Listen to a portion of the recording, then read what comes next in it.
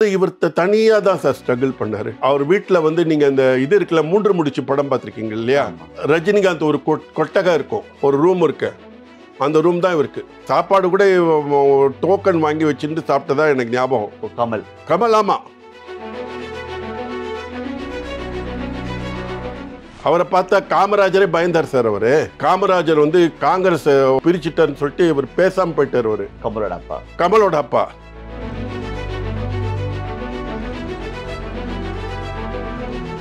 கமலஹாசனுக்கு வந்து அவர் ஹிந்து முஸ்லீம் ஒற்றுமையில் வந்து அவங்க எல்லாருக்குமே அந்த ஒரு இது கிடையாது. இந்த ஊழல் இதெல்லாம் அவருக்கு பிடிக்காது. டிசி வாசனை பார்த்த வரைக்கும் அவங்க அப்பா சார். நான் 12B பஸ்ஸில் வருவார் சார் எங்களோட. அவர் பசங்கள்லாம் வந்து காரில் போவாங்க, இவர் 12B பஸ்ஸில் வருவார். ஒரு தடவை எனக்கே இது வந்து காலரில் வந்து ஏதாவது இது அழுக்கு படக்கூடாதுன்னு உள்ளுக்குள்ளே கர்ச்சீஃப் வச்சுப்பார். கதர் வேஷ்டி கதர் சட்டை.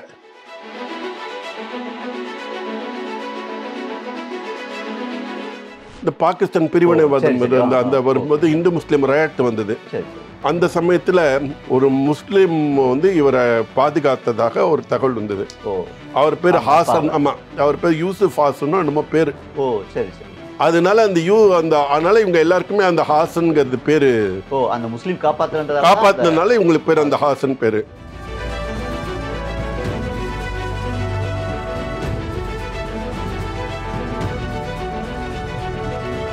கமல் மணிரத்னம் காம்போ முதல் இணைச்சது வந்துட்டு முக்தா ஃபிலிம்ஸ் தான், நாயகன். இப்போ திரும்ப 2 பேரும் சேர்ந்து அவங்க 2 பேரோட ரிலேஷன்ஷிப், அவங்களுடைய ஒர்க்கிங் சார். அவங்க எல்லாம் ஒரே ஜென்ரேஷன் சார். அது அவங்க ஆரம்ப காலத்திலேருந்தே பிஃபோர் கமல்ஹாசன் பிகமிங் ஹீரோ அந்த மாதிரி இருந்தோம்னா, இவர் வந்து இங்கே ஆழ்வார்பேட்டையில் நம்ம எல்டாம்ஸ் ரோடு, அதுக்கு அடுத்த ரோடு தான் இவங்க இருந்தாங்க. கோபால் ரத்னம் இருந்தார், ரத்னமய்யர் இருந்தார், இவர் ராதா ரவி, இவங்க எல்லாம் வந்து ஒரு குரூப் ஃப்ரெண்ட்ஸு. முதல்ல ஸ்ரீராம், பிசி ஸ்ரீராம், இவங்கெல்லாம் வந்து ஒரு குரூப் ஃப்ரெண்ட்ஸ். இவங்க ஆரம்ப காலத்தை கிரிக்கெட் விளையாடின்னு இருப்பாங்க, இதெல்லாம் விளையாடின்னு இருப்பாங்க, நான் கேள்விப்பட்டிருக்கேன். ஸோ அவங்க ரிலேஷன்ஷிப் வந்து பிஃபோர் ஃபிலிம் இண்டஸ்ட்ரியிலேருந்து இருந்துன்னு இருக்கு. அது கமல்ஹாசன் நடிகருங்கிறதுனால இவர் எல்லாரோடையுமே நல்லா பழகக்கூடியவர். அவர் எல்லாரோடையும் பழகக்கூடியவர். ஒன்று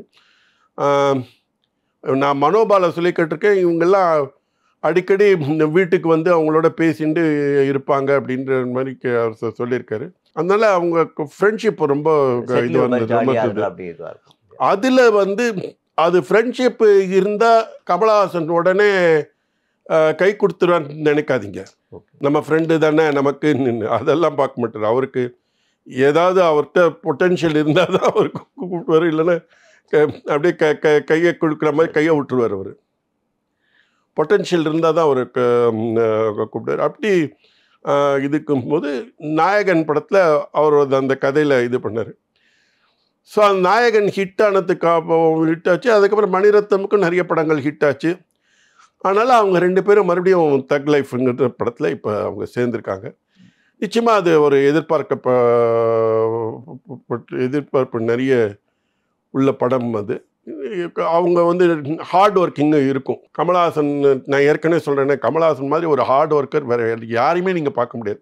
வேறு எந்த நடிகரையும் அவருக்கு அவரோட ஈடு சொல்ல முடியாது சார். ஏன்னா அந்த அளவுக்கு அவர் பண்ணுவார். உடம்பை வர்த்திப்பார். பல்ல கொண்டு போய் நீல பல்லுக்கு உடனே ஒரு டென்டிஸ்ட்டை பார்த்து அதுக்கேற்ற மாதிரி பண்ணுவார். ஒரு சோடா புட்டி கண்ணாடி போட்டுக்க முடியாது, அதுக்கு கண்ணுக்குள்ளே ஒரு லென்ஸு, அதுக்குள்ளே ஒரு லென்ஸு, அதுக்கு அந்த கண்ணாடியை போட்டு நடிப்பார். அது போட்டு நடித்தேன்னா அது நம்ம நடித்தோன்னா தலைவலி வந்து பிரெயினில் பிரச்சனை வர அளவுக்கு அது நடிப்பார். ஸோ அதனால் அவர் உடம்பை அவர் இது பண்ண மாட்டார். கமல் எத்தனையோ சீன் நடிச்சாலும் ஒரு சில சீனை வந்து ரசிகர்களை மறக்கவே முடியாது. அப்படி ஒரு சீன் வந்து நாயகனில் வந்து தன்னுடைய மகன் இறந்து கிடக்கிறத பார்த்தோன்னா கமல் அழுவார். அது ஒரு மிகச்சிறந்த ஒரு அழுகையாக அது இது பண்ணி அதுக்காக ரிஹர்சல் அதை எடுத்துக்கிட்டார். இல்லை சார், அவர் வந்து அந்த ஸ்கேல் வச்சுருந்தார் சார், கிராமர் வச்சுருந்தார். அந்த கிராமர் வச்சுருந்தார். ஒய்ஃப் சுத்தும்போது ஏன் அழலை? ஒரு யங் கமல்ஹாசன் ஒய்ஃப் சுத்தும் போது இதே ஒன்று அழலை. அதே மாதிரி அவரை வளர்த்த அந்த வாப்பா இது பண்ணும்போது சின்ன இது ஒன்றும் பண்ணலை. இந்த சீனில் பண்ணும்போது அவரோட ஒரு ஒரு பர்டிகுலர் ஏஜுக்கு அப்புறம் தே பிகம் எமோஷ்னல். அந்த கிராமர் வச்சு அதான் சார் அவர் வந்து நீங்கள் நினைக்கிற மாதிரி கிடையாது சார். கம்ப்ளீட்டாக ஒரு கேரக்டர்னால் அதோட நுணுக்கம், அவங்க எப்படி பிஹேவியரு, அதை எல்லாம் அவர் வந்து கம்ப்ளீட்டாக அதை ஒரு அனலைஸ் பண்ணுவார். அவர் ஏன் அப்படி ஆன்னு கத்துறன்னு அது கொஞ்சம் ஓவராக இருந்த மாதிரி தான் இருக்கும் எனக்கும் அதை பற்றி. பட் நீங்கள் இந்த 60 இயர்ஸ்க்கு நீங்கள் யோசனை பண்ணி பாருங்களேன், அவங்க எப்படி எமோஷ்னலாக ஆவாங்கன்னு. அந்த வயசுக்கு நான் இப்போ பார்த்தேன், இந்த மனோஜ் மறைவுக்கு அப்புறம் பாரதி ராஜா என் மகனே நமக்கு அழுகையாக வந்தது. ஏன்னா அவங்களுக்கு வந்து அந்த ஒரு இது பாதிப்பு இருக்கும் சார். அவங்களுக்கு அந்த இது இருக்குது பார்த்தீங்களா இருக்கும். அவர் தம்பியே வந்து அவருக்கு அழறாரு. அவர் ஜெயராஜ் வந்து அழறாரு. அப்படி இருக்கும்போது அதை ரியலிஸ்டிக்காக பண்ணுறாரு. அதுதான் விஷயம். ஏன்னா அந்த ஒரு பர்டிகுலர் ஏஜ் நம்ம போகும்போது நம்ம சோகத்தை அடக்க முடியாதது. அது எங்கள் அப்பாவும் பண்ணலாம், நம்ம எல்லா டைரக்டர்ஸும் பாலச்சந்திர அவரோ யாருக்கும் ஒரு பர்டிகுலர் ஏஜுக்கு ஃபுல்லாக அவங்கள எமோஷன்ஸை நீங்கள் கண்ட்ரோல் பண்ண முடியாது. அது அப்படியே அவர் அதை ரிஃப்ளெக்ட் பண்ணியிருக்காரு. இதில் கமல் வந்து சினிமாவில் வளர்ந்த அதே காலகட்டத்தில் வந்து அவர் வந்து ஒரு காதல் மன்னனாகவும் பார்க்கப்பட்டார். அது ஜெமினிக்கு அப்புறம் வந்து ஒரு காதல் மன்னனாகவும் பார்க்கப்பட்டார். இல்லை சார், அவருக்கு வந்து லேடிஸ் ஆடியன்ஸ் ரொம்ப ஜாஸ்தி. லேடிஸ் ஆடியன்ஸோட அவரோட நடிக்கும்போது அவரோட நகைச்சுவை, அவரோட பேச்சு திறமை நிறைய நடிகைகள் வந்து அவர் ஒரு காதல் வசப்படுறது இதுன்னு. அதில் ஸ்ரீவித்யா விஷயம், ஸ்ரீவித்யா மலையாளத்தோட பேட்டி ஜேபி ஜங்ஷன் ஒரு மலையாள பெட்டியில் வந்து அவங்க காதலை பற்றி சொல்லியிருந்தாங்க. அது ஏன்னா எனக்கு அது அவ்வளோ தெரியாது. காரணம் என்ன சார், அந்த பீரியடில் நான் இல்லாதனால. பட் வாணி கணபதி தெரியும். ஏன்னா வாணி கணபதி இது வந்து நான் விவேகானந்தா காலேஜ். ஓகே. நான் விவேகானந்தா காலேஜ் விட்டு வரும்போது பிஎட் கார்லர் 7ல் வந்து கிடுகிடுன்னு அந்த பாலாஜி அவென்யூங்கிறது பக்கத்தில் இருக்கும். ஓகே. அங்கே வந்து கமலஹாசன் வந்து வருவார். அவர் வாணி கணபதியை பார்க்க அவங்க வீட்டுக்கு 2 வீடு தள்ளி என் ஃப்ரெண்டு ஒருத்தர் வந்து சுந்தர் ஹரிஹரன் சொல்லிட்டு என்னோட ஃப்ரெண்டு. சரி. மிருதங்க வாசிப்பர் சுந்தர் ஹரிஹரன். அவங்களோட ரிலேட்டிவ் அங்கே இருந்தாங்க அந்த பக்கம். ஸோ நாங்கள் 2 பேரை பார்க்கும்போது இந்த மாதிரி டைம் வருது பாரு, உனக்கு வந்து அவர் கமலஹாசனை எதிர்பார்க்கலாம்னா கரெக்டாக அந்த TMW 7 வந்து நிற்கும் அது. ஸோ அதனால் அப்போ அவருக்கு வாணி கணபதியோட இது பண்ண. அதுக்கப்புறம் அவருக்கு பிள்ளைகளை பார்த்தா சிரிப்பார். என்ன தெரியுங்கிறதுனால என்னை பார்த்து சிரிப்பார். அதுக்கப்புறம் தொடர்ந்து பல நடிகர்களோட கிசுகிசுக்கப்பட்டார் அவர். ஸ்ரீதேவி அது எல்லா எல்லா ஹிந்தி நடிகர்களுக்கு வந்து நீங்கள் பார்த்தீங்கன்னா கிசுகிசுக்கப்படாத நடிகரே கிடையாது. அது அமிதாப் பச்சனாக இருக்கட்டும், எல்லாம் இருக்கட்டும். இவருக்கு வந்து கொஞ்சம் கிளாமர், ஒரு அழகு இருக்கும்போது அது இருக்கத்தான் சார் இருந்தது. ஒன்று சார், இவராக போய் யாரையும் போய் லவ் பண்ணுறதுக்கோ இதுவோ இவர் பண்ணதில்லை.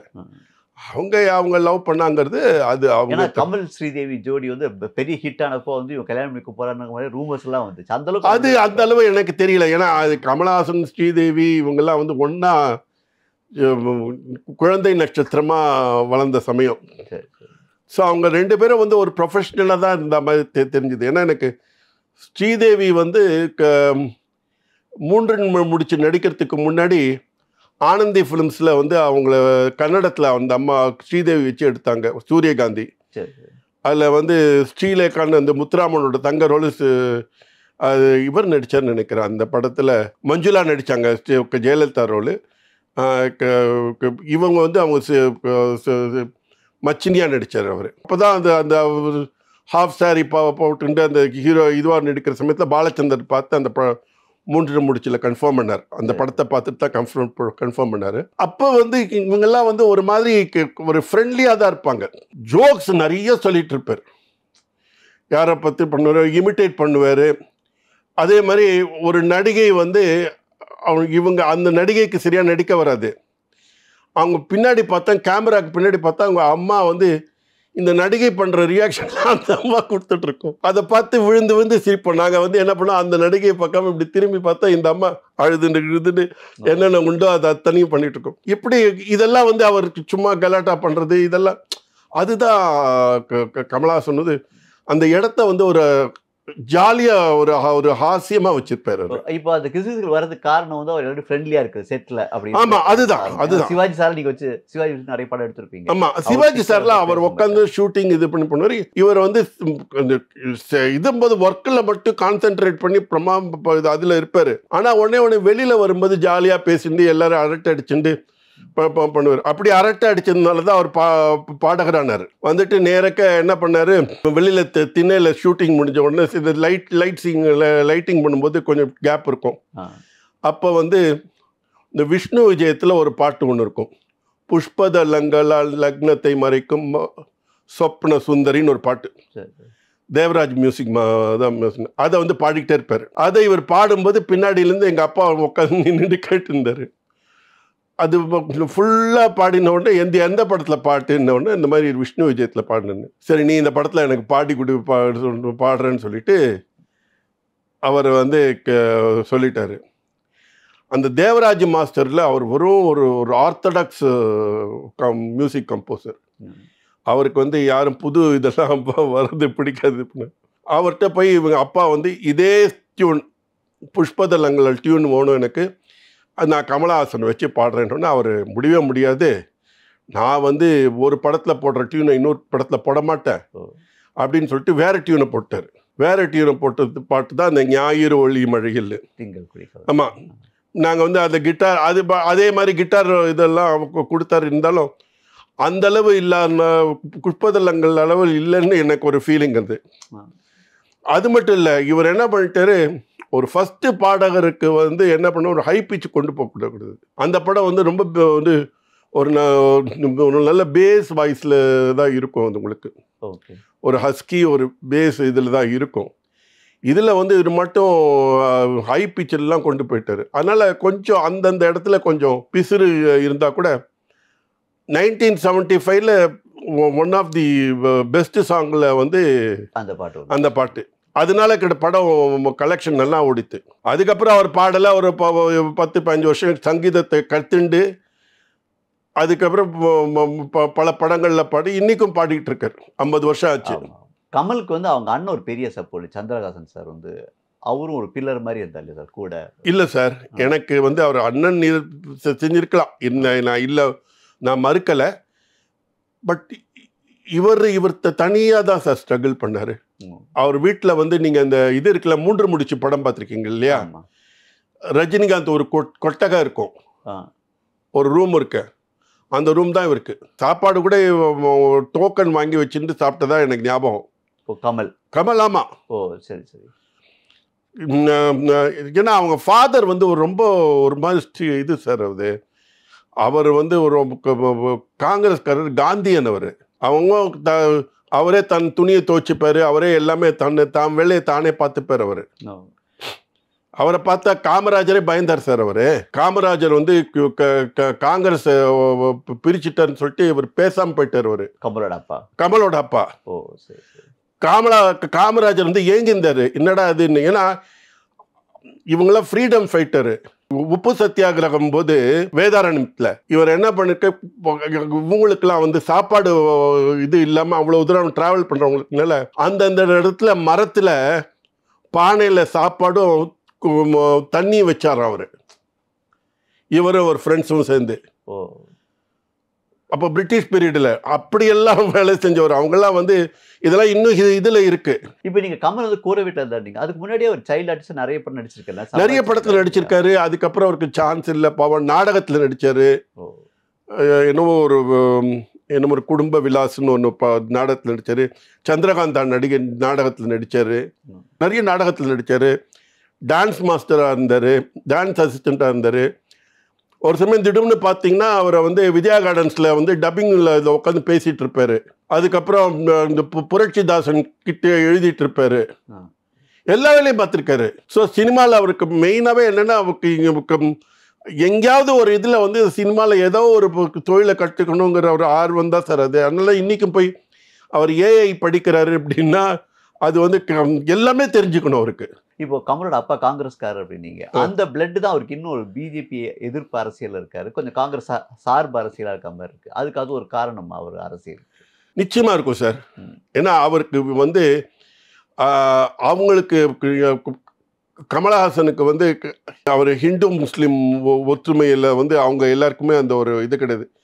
அது முஸ்லீம்ஸை வந்து அவங்க வேறு இனத்தவர் மாதிரி அவங்க நினைச்சது கிடையாது. ரெண்டாவது ரொம்ப அதாவது இந்த ஊழல் இதெல்லாம் அவருக்கு பிடிக்காது.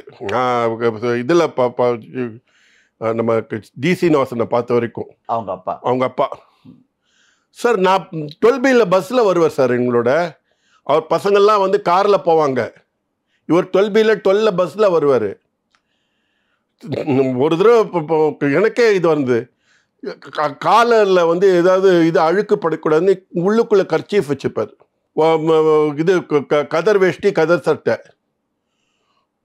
அவர் மாட்டி யாருக்கு இது பண்ண மாட்டார். 20 பைசா 30 பைசா டிக்கெட்டு வாங்கிட்டு நேரக்கு இதில் இறங்குவார். நம்ம அது பேர் என்ன, ஆழ்வார்பேட்டையில் இறங்கிட்டு போவார். அப்போ கமலஹாசனுக்கு கார் இருந்தது, சுஹாசினி நடிக்க வந்துட்டாங்க, எல்லாருமே இருந்தாங்க. இவர் வந்து தம் வேலை அது அந்த மாதிரி உள்ள இது தான். நான் சொன்னேன், காமராஜரே இவரை பார்த்து டி சீனிவாசனை பார்த்து பயப்பட்டார் சார். ஒரு காரணம் என்ன, இவங்கெல்லாம் வந்து ஃப்ரீடம் ஃபைட்டரு. இவங்க ஃப்ரீடம் ஃபைட்டராக இருக்கிறதுனால, ஃப்ரீடம் ஃபைட்டரில் இருந்தால் தியாகிகளுக்கு தான் அவன் எல்லா தியாகிகளும் பெட்ரோல் பங்க் வச்சு சம்பாதிச்சாங்க சார். எனக்கு தெரிஞ்சு ஏகப்பட்ட பேர் சம்பாதிச்சாரு. இவர் எது ஒன்று கேட்கல, அது மிஸ்யூஸே பண்ணதில்லை. இப்போ கமலியை வந்து காங்கிரஸ் சேரத்துக்கு அதை சொல்ல வரேன். அதனால என்னன்னா, கமலஹாசனுக்கு அந்த ஐடியா இருக்கலாம். ஏன்னா அவரை வந்து டி சீனிவாசனை காப்பாற்றினது ஒரு முஸ்லீம். அதனால தான் அவங்களுக்கு பேர் வந்து அந்த ஹாசன் வச்சிருந்தாங்க. அது இந்த பாகிஸ்தான் பிரிவினைவாதம் அந்த வரும்போது இந்து முஸ்லீம் ரயாட் வந்தது. அந்த சமயத்தில் இவரை வந்து ஒரு முஸ்லீம் வந்து இவரை பாதுகாத்ததாக ஒரு தகவல் வந்தது. அவர் பேர் ஹாசன். ஆமாம், அவர் பேர் யூசுப் ஹாசன் நம்ம பேர். அதனால அதனால இவங்க எல்லாருக்குமே அந்த ஹாசன்ங்கிறது பேரு அந்த முஸ்லீம் காப்பாத்தினால இவங்களுக்கு பேர் அந்த ஹாசன் பேரு. சொத்து அவரோட நகை வச்சிருந்த நகையெல்லாம் இவர் நேரு கேட்டாருங்கிறதுனால தானம் பண்ணிட்டார் கமலோட அப்பா. ஆமாம், லீடிங் லாயர் சார் அவர், one of the leading lawyer. அப்போல்லாம் லாயர்னா பெரிய சம்பளம் உங்களுக்கு. அந்த இவர் நம்ம சாருவாசனே ரொம்ப வனமாலிங்கிற ஒரு இருந்தேன்னு நினைக்கிறேன். அவர்கிட்ட இருந்தார். துரசாமி இருக்கார் லாயர்னு, அவர் leading lawyer. MR Radha case எல்லாம் சாருஹாசன் தான் பார்த்துருந்தாரு. சாருஹாசன் தான் அப்பேர் ஆனாரு. இல்லை, இப்போ கமல் சொன்னீங்களா சார், கமல்கே வந்துட்டு ஒரு நரசிம்மராவ் தூது விட்டார் அப்படின்பாங்க. அது வந்து என்னன்னா சார், ரஜினிகாந்த் அரசியல் பிரவேசத்துக்கு அரசியல் வரத்து கேட்கறதுக்கு முன்னாடி என்ன ஆச்சு அப்படின்னா, நரசிம்மராவ் எல்லாருக்குமே கமல் ஃபாதரை பற்றி கத்தனை காங்கிரஸ்காரங்களுக்கு தெரியும். மூப்பனாருக்கெலாம் ரொம்ப நல்லா தெரியும். எல்லாருமே எல்லாருக்கும் பழக்கம். அதுவும் அவர் வந்து நம்ம இனியன் சம்பத்தி EVKS இளங்கோவன் குரூப் இருக்குங்களா, அவங்க தான் வந்து அவங்களோடய இருப்பாங்க. எனக்கு தெரிஞ்சு EVKS இளங்கோவன் வந்து கமலஹாசன் அப்பாவோடய நான் நிறைய தடவை பார்த்துருக்கேன். இனியன் சம்பத்தியும் பார்த்துருக்கேன், இவரையும் பார்த்துருக்கேன். அவங்களோட தான் இருப்பார். அப்படி இருக்கிற சமயத்தில் இந்த 93, 94 இந்த ஜெயலலிதா இது ADMK பீரியடில் இவர் என்ன பண்ணார், மூப்பனார் என்ன பண்ணார், நம்ம கமலஹாசன்ட்ட வேணால் பேசி பாருங்க, அவரை வேணால் காங்கிரஸில் நம்ம இது பண்ணிக்கலாம் அப்படின்னு சொல்லிட்டு, அவருக்கு ஏதாவது பொறுப்பு வேணும்னாலும் சென்ட்ரல் லெவலில் வேணும்னாலும் பேசலான்னு சொல்லிட்டு அப்பாட்ட சொல்லி அனுப்பிச்சாங்க. நான் அதுக்கப்புறம் வேற இன்னொரு விநாயகமூர்த்தின்னு நினைக்கிறேன், SG விநாயகமூர்த்தி, அவரும் வந்திருந்தார் நினைக்கிறேன். நான் அவர் விநாயகமூர்த்தி, நான் தான் வண்டி ஓட்டின்னு போனேன். நான் போயிட்டு அந்த நம்ம இதுக்கிட்ட உடையாரோட பில்டிங்கு, அந்த விடையில் பாதி கன்ஸ்ட்ரக்ஷன் தான் நடந்துருந்தது. மவுண்ட் ரோட்டில் நம்ம சாந்தி தியேட்டருக்கு எதிர்க்க அந்த பக்கம் இங்கே இருக்குது. அங்கே 4வது ஃப்ளோரு. அப்பாவால் ஏற முடியல, விநாயகமூர்த்தி கால் சரியில்லைன்னு அவர் கீழே உட்காந்துட்டார். அப்புறம் நேரக்க நான் 4வது ஃப்ளோரில் நம்ம இந்த படம் மகாநதி படம் நடந்திருந்தது. கொச்சின் அனீஃபாவும் அவரும் இந்த துளசி ஏதோ ஒரு ஷார்ட் எடுத்திருந்தாங்க. இவர் கூட தான் இருந்தார். ஒன்று சந்தான பாரதி தான் டைரக்டரு. அப்போ எனக்கு என் ஃப்ரெண்டு ஒருத்தன் செந்தில்நாதன் என்னோட கிளாஸ்மேட் புரட்சிதாசனோட அண்ணா பையன். அவன் வந்து பிரபுன்னு ஒரு கேமராமேன் அசிஸ்டண்ட்டாக இருந்தான் அவன். ஸோ நான் மேலே போகும்போது அவன் என்னை பார்த்தான். என்னடா அண்ணா அப்பா வந்திருக்காடா கமலஹாசனை பார்க்கணுன்னு பேசணுன்னு. அதுக்கப்புறம் கமல் சார்கிட்ட போய் சொன்னான். சொன்ன உடனே அவன் வந்து வேனுக்கு படி ஏறணுங்கிறதுல அவர் கீழே வந்தார். கீழே நம்ம கமலஹாசன் வந்தார். பண்ண உடனே வந்துட்டு இந்த மாதிரி இது பண்ண உடனே கேட்டு வேணாம் என் படம் பிஸியாக இருக்கேன், இப்போ பண்ணுறதா இருக்க எனக்கு அந்த ஐடியாவே இல்லை அப்படின்ட்டார். அப்பா ரொம்ப சொன்ன வா நீனே வந்தோடனே நீ காங்கிரஸ்காரன் தான் நீனு, உனக்கு நல்ல இது கொடுக்க சொல்கிறேன் அப்படின்னு கேட்டாங்க. ஆனால் அவர் மறுத்துட்டார். அதுக்கப்புறம் இப்போ வந்தார் ரைட்டு. மகாநதியில் கேட்டது உண்மை. நான் இருந்தேன் கூட. சந்தான பாரதிக்கு தான் டைரக்ஷன் பண்ணியிருந்தார். தெரியும் அப்பா அந்த செட்டில் வந்து அப்பா இதுக்கோசரம் வந்து எனக்கு எஸ்ஜி விநாயகமூர்த்தி வந்ததுனால தெரியும், அவங்க எல்லாருக்குமே தெரியும் அந்த இதில். ஆனால் அப்போ அவர் வரமாட்டேன்ட்டார் அவர். அதுக்கப்புறம் இப்போ வந்திருக்காரு. கமலை பற்றி பல்வேறு விஷயங்கள் சொன்னீங்க. மிக்க நன்றி சார். Thank you sir.